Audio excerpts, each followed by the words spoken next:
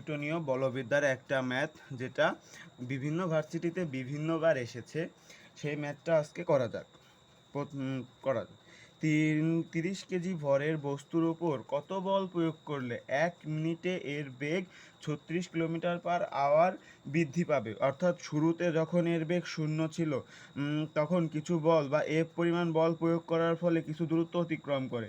কিছু দূরত্ব অতিক্রম করার ফলে এখানে বেগ ভি হয় 36 kilometre per hour. 36 kilometre per hour. এখন আমাদের এই বেগটাকে কিলোমিটার পার আওয়ারটাকে মিটার পার সেকেন্ডে কনভার্ট করতে হবে। কোনো কিছুকে মিটার পার সেকেন্ডে কনভার্ট করতে হলে 3.6 দ্বারা ভাগ দিয়ে দিলেই হয়ে যায়।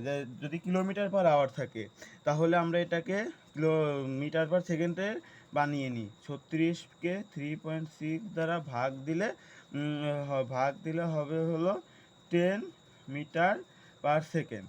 এখন আমরা এইখান থেকে যেহেতু বল বের করতে গেলে আমাদের ত্বরণ লাগবে, কারণ এফ সমান সমান এম এ হলো ভর, আর এতে ত্বরণ। ভর আমাদের দিয়ে দিয়েছে 30 কেজি।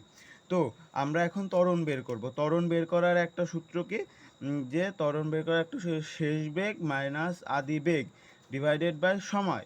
তাহলে এখানে শেষ বেগ হলো 10 মিটার পার সেকেন্ড, আর আদি বেগ কি কত?